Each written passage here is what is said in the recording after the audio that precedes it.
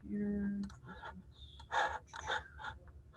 And I'm not going to be on here long because, as you saw from when I talked about it yesterday, and if you went ahead and looked at the announcements, we're really just going over one activity together, and then it's going to be an activity for y'all 1, 3, and 4 to do on your own.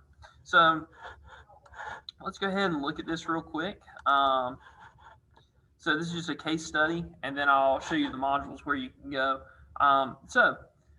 Read the below case completely, and then based on the different crime offenses and their definition, decide your answer to the questions listed. All right, so on January 6, 2013, at approximately 10:30 a.m., two males armed with sawed-off shotguns entered the Kroger grocery store at 6120 New Bern Avenue in Raleigh, North Carolina. They went directly to the SunTrust Bank at the location.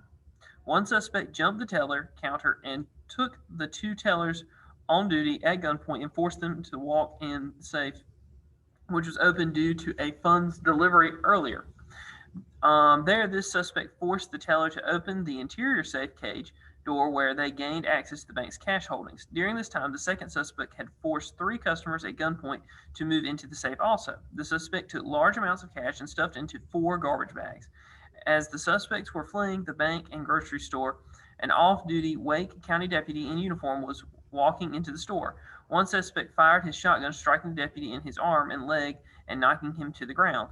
The suspects then fled on a motorcycle on New Bern Avenue towards I-440. At approximately 10:56 a.m., the suspects wrecked the motorcycle after a short vehicle pursuit and were apprehended. How many victims are there in this scenario? What crimes were committed by these two suspects?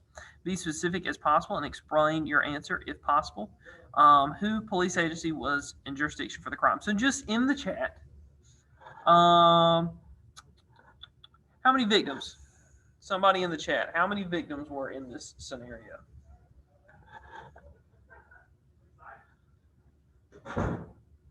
Anyone? Anyone at all?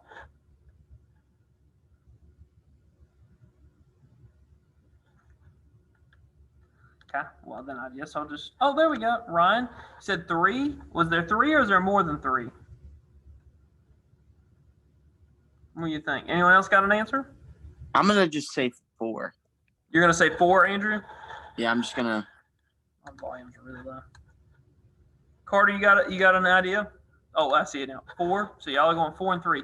The correct answer, can I do one at a time? Is 5 actually. What was the first question? How many victims are in this area? That's not really what the. How many victims are in this area? 5. So yeah, okay, so it's counting off of that. All right, so there's 5. Y'all are a little off, but that's okay. 5 counts of kidnapping because they forced victims against their free will to move to one location to another. So there's the 2 tellers, and then there was the 3 people just waiting in the line at the bank or whatever, and they forced them into the safe. So that's 5 people right there. That is one separate charge for each victim that they forced to move against their will during the robbery. But technically, there's also a 6 because they also shot the police officer.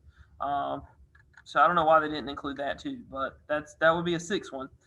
So there's 1 count of robbery to the bank. Also, this is a federal crime due to the bank being insured by Federal Deposit Insurance Corporation, which most banks are. Using a firearm during the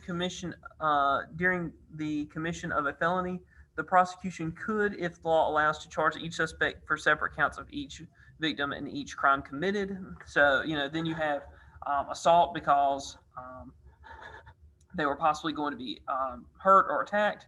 And then you actually have this at the end, and this would be something you definitely would want to throw on, is attempted first-degree murder of the off-duty deputy and use of the firearm during the commission of a felony. This charge could possibly be a plea bargain to an aggressive assault charge in court. So because the guy didn't hit him in any vital areas, just the arm and leg, if you're the defendant's lawyer, you're going to be trying to plea that down to just assault, so you don't have a attempted murder charge. And it's going to be first-degree murder because they obviously planned out the bank robbery with shotguns, knowing that there was the possibility they could end up shooting someone.